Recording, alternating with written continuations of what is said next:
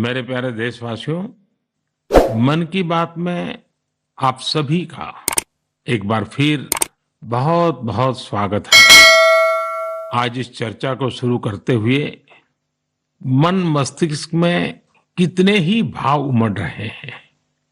हमारा और आपका मन की बात का ये साथ अपने 99 पायदान पर आ पहुंचा है।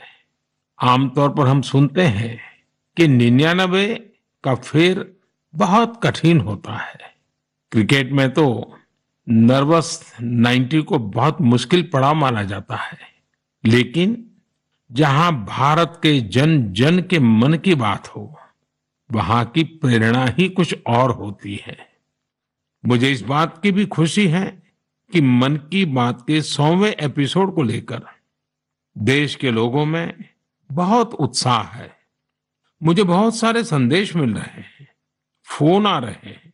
आज जब हम आजादी का अमृतकाल मना रहे हैं, नए संकल्पों के साथ आगे बढ़ रहे हैं, तो 100वें मन की बात को लेकर आपके सुझावों और विचारों को जानने के लिए मैं भी बहुत उत्सुक हूं। मुझे आपके ऐसे सुझावों का बेसब्री से इंतजार है।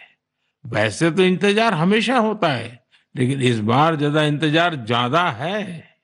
आपके ये सुझाव और विचार ही 30 अप्रैल को होने वाले 100वें मन की बात को और यादगार बनाएंगे। मेरे प्यारे देशवासियों, मन की बात में हमने ऐसे हजारों लोगों की चर्चा की है जो दूसरों की सेवा के लिए अपना जीवन समर्पित कर देते हैं। कई लोग ऐसे होते हैं जो बेटियों की शिक्षा के लिए अपनी पूरी पेंशन लगा देते हैं।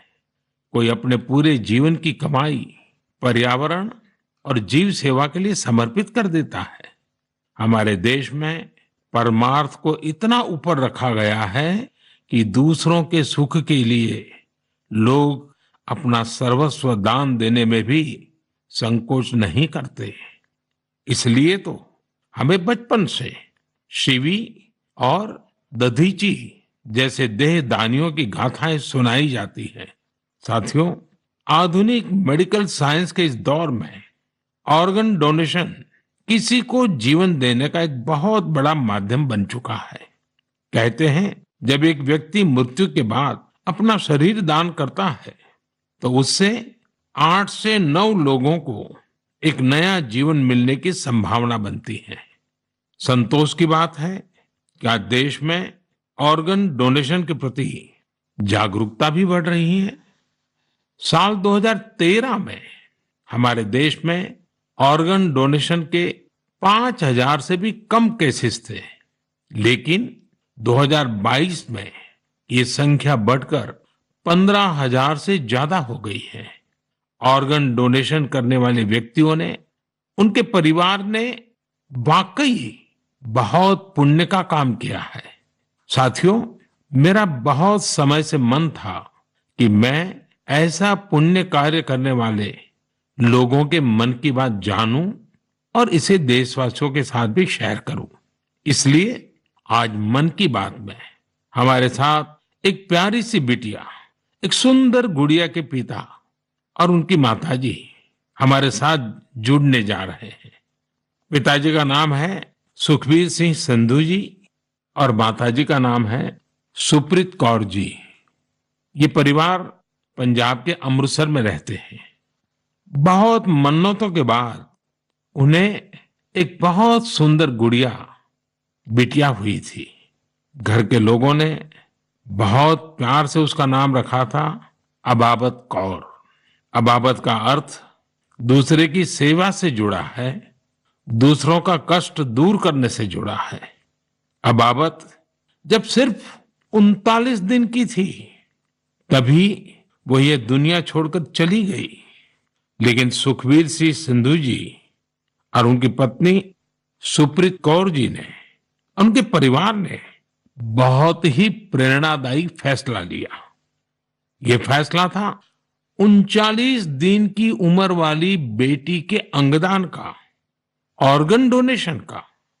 हमारे साथ इस समय फोन लाइन पर सुखबीर सिंह और उनकी श्रीमती जी मौजूद है।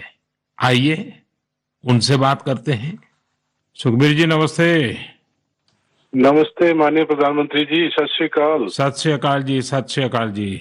सुखबीर जी, मैं आज मन की बात के संबंध में सोच रहा था तो मुझे लगा कि अबाबत की बात इतनी प्रेरक है, वो आप ही के मुंह से सुनूं, क्योंकि घर में बेटी का जन्म जब होता है तो अनेक सपने, अनेक खुशियां लेकर आता है। लेकिन बेटी इतनी जल्दी चली जाए, वो कष्ट कितना भयंकर होगा, उसका भी मैं अंदाज लगा सकता हूँ। जिस प्रकार से आपने फैसला लिया, तो मैं सारी बात जानना चाहता हूँ जी। सर, भगवान ने बहुत अच्छा बच्चा दिया था हमें। बहुत प्यारी गुड़िया हमारे घर में आई थी। उसके पैदा होते ही हमें पता चला कि उसके दिमाग में एक ऐसा नाड़ियों का गुच्छा बना हुआ है जिसकी वजह से उसके दिल का आकार बड़ा हो रहा है। तो हम हैरान हो गए कि बच्चे की सेहत इतनी अच्छी है, इतना खूबसूरत बच्चा है और इतनी बड़ी समस्या लेकर पैदा हुआ है। तो पहले 24 दिन तक तो बहुत ठीक रहा बच्चा, बिल्कुल नॉर्मल रहा। अचानक उसका दिल एकदम काम करना बंद हो गया। तो हम जल्दी से उसको हॉस्पिटल लेके गए। वहां डॉक्टरों ने उसको रिवाइव तो कर दिया, लेकिन समझने में टाइम लगा कि इसको क्या दिक्कत आई, इतनी बड़ी दिक्कत के छोटा सा बच्चा और अचानक दिल का दौरा पड़ गया। तो हम उसको इलाज के लिए पीजीआई चंडीगढ़ ले गए। वहां बड़ी बहादुरी से उस बच्चे ने इलाज के लिए संघर्ष किया, लेकिन बीमारी ऐसी थी कि उसका इलाज इतनी छोटी उम्र में संभव नहीं था। डॉक्टरों ने बहुत कोशिश की कि उसको रिवाइव करवाया जाए। अगर 6 महीने के आसपास बच्चा चला जाए तो उसका ऑपरेशन करने की सोची जा सकती थी, लेकिन भगवान को कुछ और मंजूर था। उन्होंने केवल 39 डेज की जब हुई तो डॉक्टर्स ने कहा कि इसको दोबारा दिल का दौरा पड़ा है, अब उम्मीद बहुत कम रह गई है।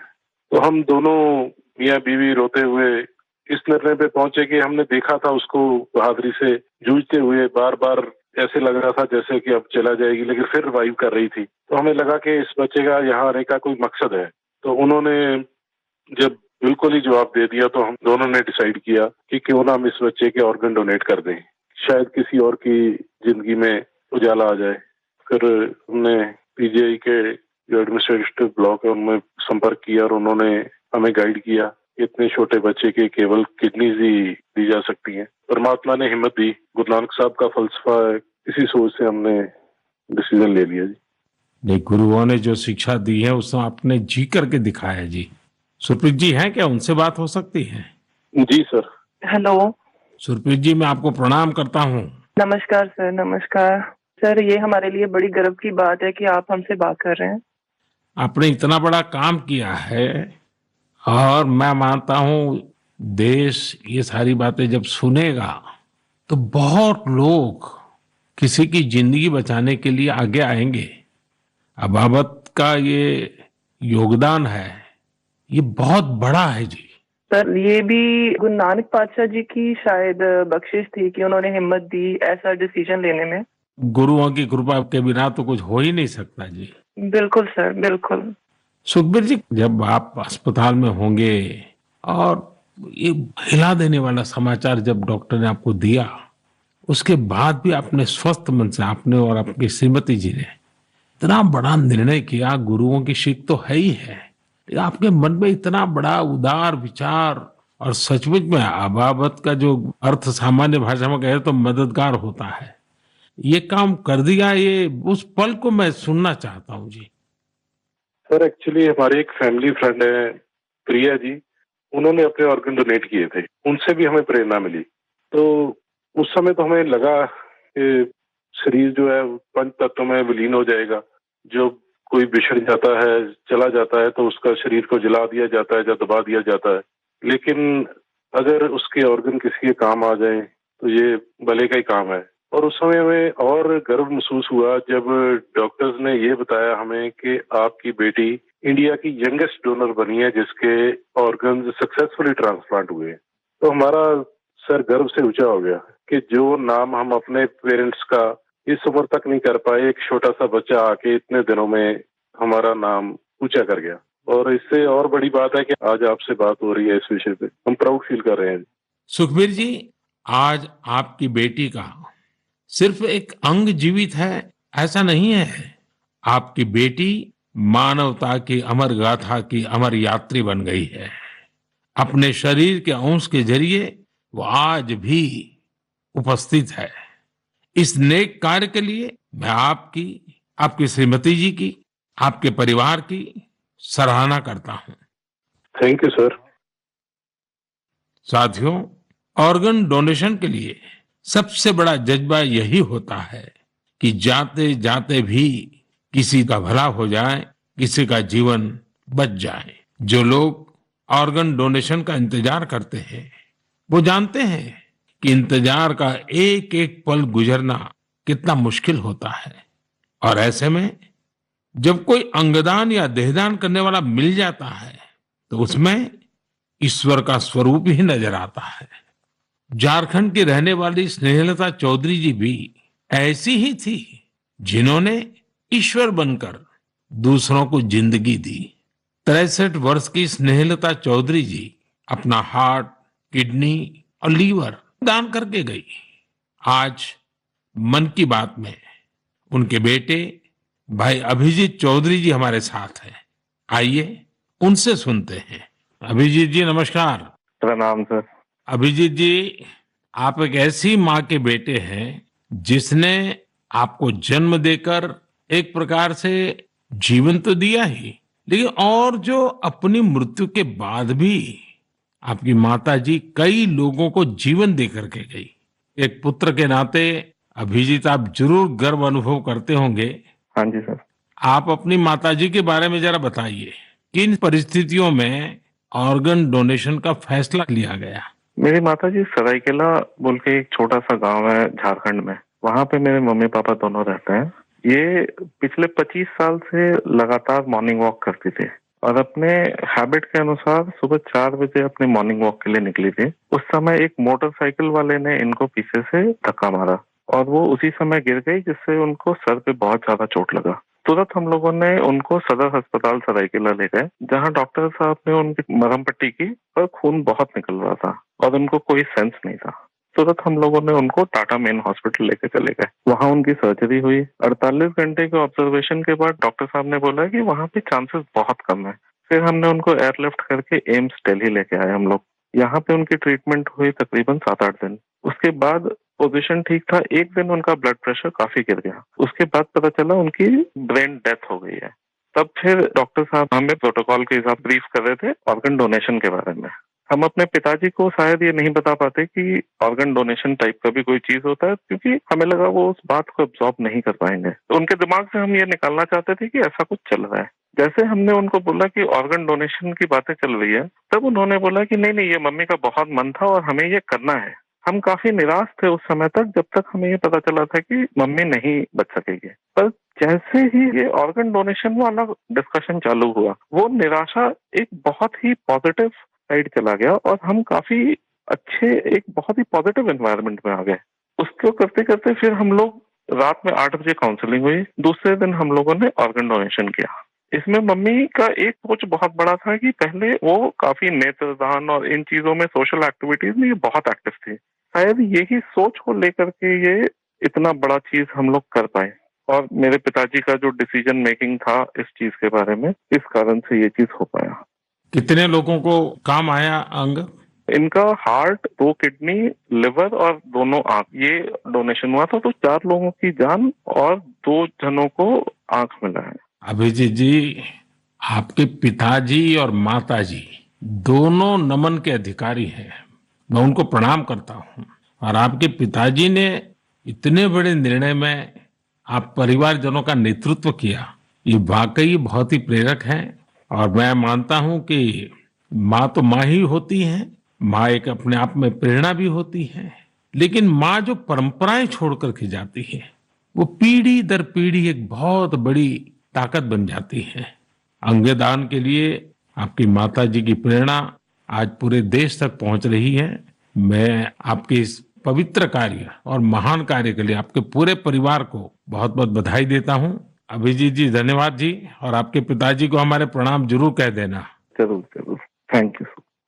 साथियों, 39 दिन की अबाबत कौर हो या 63 वर्ष की स्नेहलता चौधरी, इनके जैसे दानवीर हमें जीवन का महत्व समझाकर जाते हैं।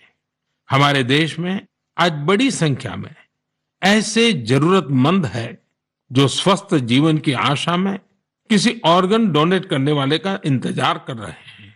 मुझे संतोष है कि अंगदान को आसान बनाने और प्रोत्साहित करने के लिए पूरे देश में एक जैसी पॉलिसी पर भी काम हो रहा है। इस दिशा में राज्यों की डोमिसाइल की शर्त को हटाने का निर्णय भी लिया गया है। यानी अब देश के किसी भी राज्य में जाकर मरीज ऑर्गन प्राप्त करने के लिए रजिस्टर करवा पाएगा। सरकार ने ऑर्गन डोनेशन के लिए 65 वर्ष से कम आयु की आयु सीमा को भी खत्म करने का फैसला लिया है। इन प्रयासों के बीच मेरा देशवासियों से आग्रह है कि ऑर्गन डोनर ज्यादा से ज्यादा संख्या में आगे आए। आपका एक फैसला कई लोगों की जिंदगी बचा सकता है, जिंदगी बना सकता है। मेरे प्यारे देशवासियों, ये नवरात्र का समय है, शक्ति की उपासना का समय है। आज भारत का जो सामर्थ्य नए सिरे से निखर कर सामने आ रहा है, उसमें बहुत बड़ी भूमिका हमारी नारी शक्ति की है। हाल फिलहाल ऐसे कितने ही उदाहरण हमारे सामने आए हैं। आपने सोशल मीडिया पर एशिया की पहली महिला लोको पायलट सुरेखा यादव जी को जरूर देखा होगा। सुरेखा जी एक और कीर्तिमान बनाते हुए वंदे भारत एक्सप्रेस की भी पहली महिला लोको पायलट बन गई है। इसी महीने प्रोड्यूसर गुनीत मोंगा और डायरेक्टर कार्तिकी गोंजाल्विस, उनकी डॉक्यूमेंट्री एलिफेंट विस्परर्स ने ऑस्कर जीतकर देश का नाम रोशन किया है। देश के लिए एक और उपलब्धि भाभा एटॉमिक रिसर्च सेंटर की साइंटिस्ट बहन ज्योतिर्मयी मोहंती जी ने भी हासिल की है। ज्योतिर्मयी जी को केमिस्ट्री और केमिकल इंजीनियरिंग की फील्ड में IUPAC का विशेष अवार्ड मिला है। इस वर्ष की शुरुआत में ही भारत की अंडर 19 महिला क्रिकेट टीम ने T20 वर्ल्ड कप जीतकर नया इतिहास रचा। अगर आप राजनीति की ओर देखेंगे तो एक नई शुरुआत नागालैंड में हुई है। नागालैंड में 75 वर्षों में पहली बार 2 महिला विधायक जीतकर विधानसभा पहुंची हैं। इनमें से एक को नागालैंड सरकार में मंत्री भी बनाया गया है। यानी राज्य के लोगों को पहली बार एक महिला मंत्री भी मिली है। साथियों, कुछ दिनों पहले मेरी मुलाकात उन जाबाज बेटियों से भी हुई जो तुर्की में विनाशकारी भूकंप के बाद वहां के लोगों की मदद के लिए गई थी। ये सभी NDRF के दस्ते में शामिल थी। उनके साहस और कुशलता की पूरी दुनिया में तारीफ हो रही है। भारत ने UN मिशन के तहत शांति सेना में वुमेन ओनली प्लेटून की भी तैनाती की है। आज देश की बेटियां हमारी तीनों सेनाओं में अपने शौर्य का झंडा बुलंद कर रही है। Group captain Shalija Dhami combat unit में कमांड अपॉइंटमेंट पाने वाली पहली महिला वायुसेना अधिकारी बनी है। उनके पास करीब 3000 घंटे का फ्लाइंग एक्सपीरियंस है। इसी तरह भारतीय सेना की जांबाज कैप्टन शिवा चौहान सियाचिन में तैनात होने वाली पहली महिला अधिकारी बनी है।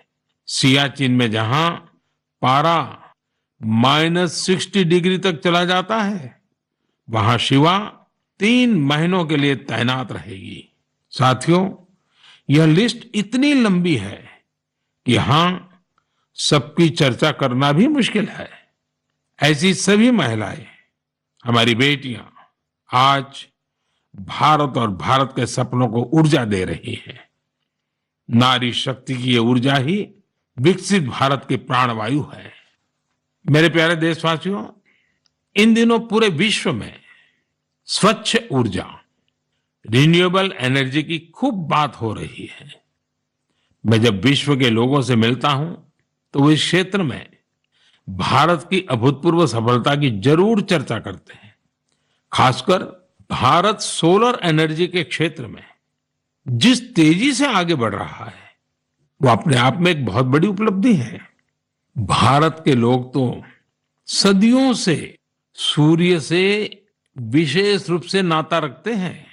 हमारे यहाँ सूर्य की शक्ति को लेकर जो वैज्ञानिक समझ रही है, सूर्य की उपासना की जो परंपराएं रही है, वो अन्य जगहों पर कम ही देखने को मिलते हैं।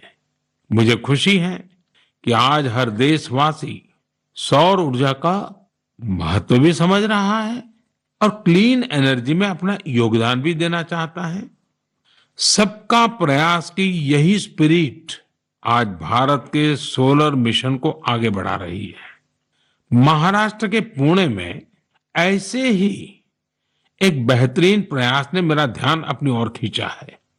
यहाँ एमएसआर ऑलिव हाउसिंग सोसाइटी के लोगों ने तय किया कि वे सोसाइटी में पीने के पानी, लिफ्ट और लाइट जैसी सामूहिक उपयोग की चीजें अब सोलर एनर्जी से ही चलाएंगे। इसके बाद इस सोसाइटी में सबने मिलकर सोलर पैनल लगवाए।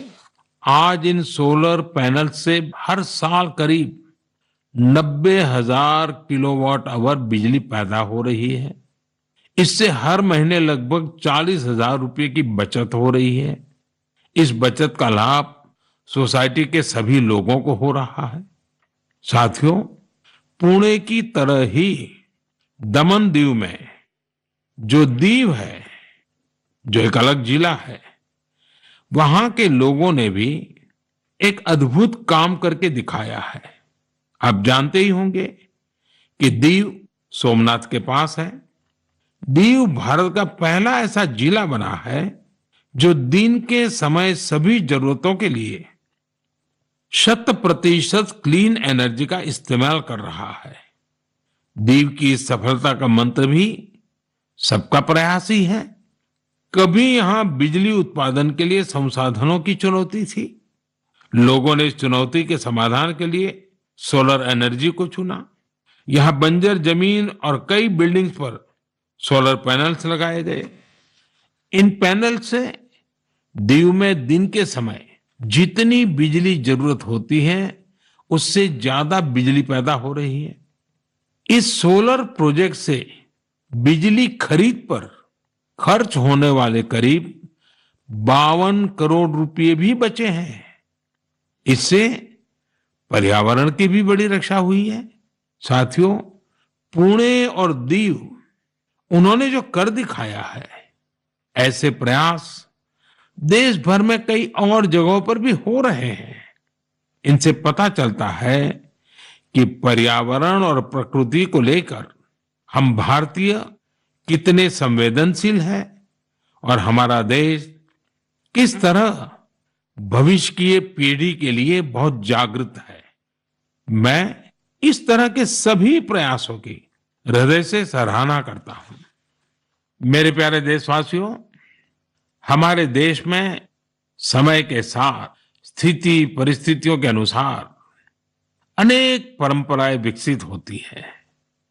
यही परंपराएं हमारी संस्कृति का सामर्थ्य बढ़ाती हैं और उसे नित्य नूतन प्राण शक्ति भी देती है। कुछ महीने पहले ऐसी ही एक परंपरा शुरू हुई काशी में। काशी तमिल संगमम के दौरान काशी और तमिल क्षेत्र के बीच सदियों से चले आ रहे ऐतिहासिक और सांस्कृतिक संबंधों को सेलिब्रेट किया गया। एक भारत श्रेष्ठ भारत की भावना हमारे देश को मजबूती देती है। हम जब एक दूसरे के बारे में जानते हैं, सीखते हैं, तो एकता की ये भावना और प्रगाढ़ होती है। यूनिटी की इसी स्पिरिट के साथ अगले महीने गुजरात के विभिन्न हिस्सों में सौराष्ट्र तमिल संगमम होने जा रहा है। सौराष्ट्र तमिल संगमम 17 से 30 अप्रैल तक चलेगा। मन की बात के कुछ श्रोता जरूर सोच रहे होंगे कि गुजरात के सौराष्ट्र का तमिलनाडु से क्या संबंध है। दरअसल सदियों पहले सौराष्ट्र के अनेकों लोग तमिलनाडु के अलग अलग हिस्सों में बस गए थे। ये लोग आज भी सौराष्ट्री तमिल के नाम से जाने जाते हैं। उनके खान पान, रहन सहन, सामाजिक संस्कारों में आज भी कुछ कुछ सौराष्ट्र की झलक मिल जाती है। मुझे इस आयोजन को लेकर तमिलनाडु से बहुत से लोगों ने सराहना भरे पत्र लिखे हैं। मदुरई में रहने वाले जयचंद्रन जी ने एक बड़ी ही भावुक बात लिखी है।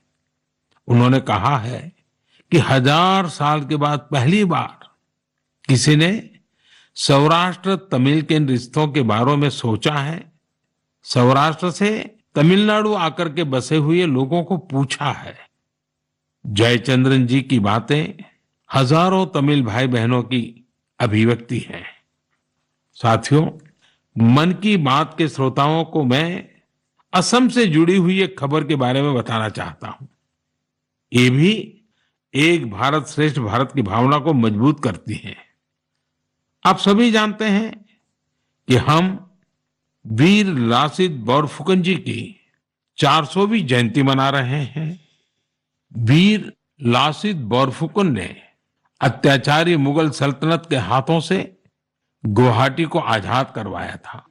आज देश इस महान योद्धा के अदम्य साहस से परिचित हो रहा है।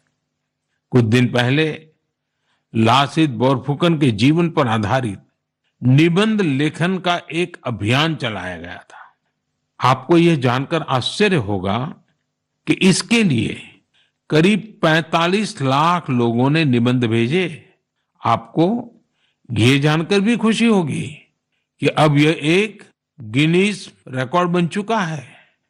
और सबसे बड़ी बात है, और जो ज्यादा प्रसन्नता की बात यह है कि वीर लासित बोरफुकन पर ये जो निबंध लिखे गए हैं, उसमें करीब करीब 23 अलग अलग भाषाओं में लिखा गया है और लोगों ने भेजा है। इनमें असमिया भाषा के अलावा हिंदी, अंग्रेजी, बांग्ला, बोडो, नेपाली, संस्कृत, संथाली जैसी भाषाओं में लोगों ने निबंध भेजे हैं।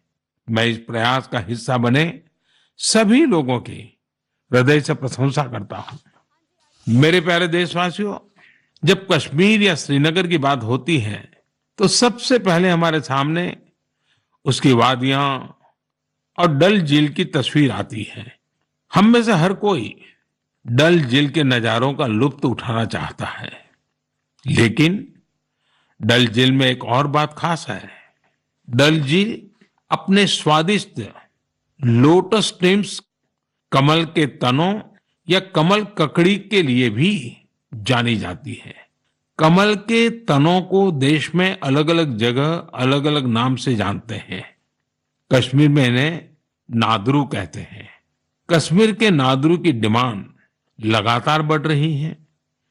इस डिमांड को देखते हुए डल झील में नादरू की खेती करने वाले किसानों ने एक एफपीओ बनाया है।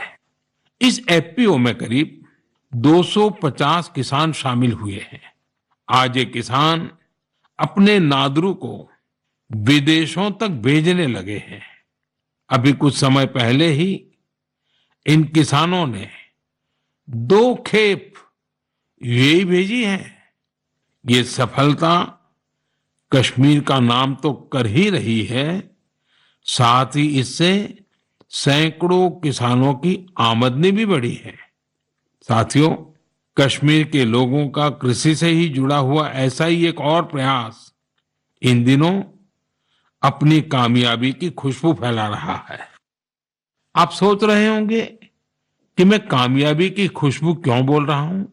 बात है ही खुशबू की, सुगंध की ही तो बात है। दरअसल जम्मू कश्मीर के डोडा जिले में एक कस्बा है भदरवा। यहाँ के किसान दशकों से मक्के की पारंपरिक खेती करते आ रहे थे, लेकिन कुछ किसानों ने कुछ अलग करने की सोची। उन्होंने फ्लोरिकल्चर यानी फूलों की खेती का रुख किया।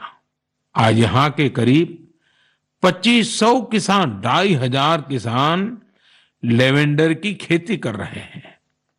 इन्हें केंद्र सरकार के एरोमा मिशन से मदद भी मिली है।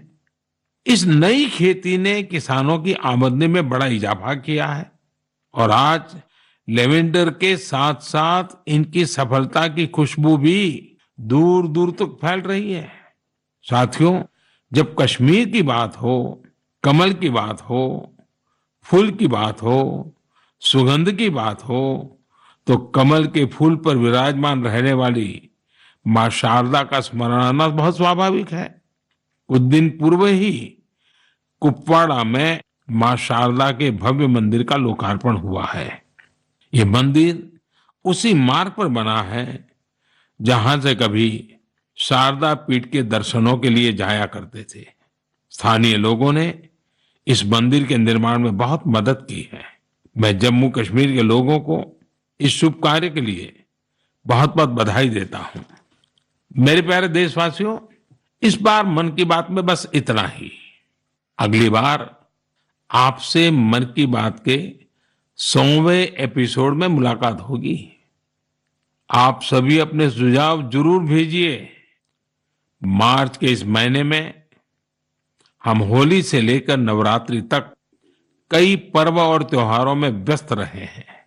रमजान का पवित्र महीना भी शुरू हो चुका है। अगले कुछ दिनों में श्री राम नवमी का महापर्व भी आने वाला है। इसके बाद महावीर जयंती, गुड फ्राइडे और ईस्टर भी आएंगे।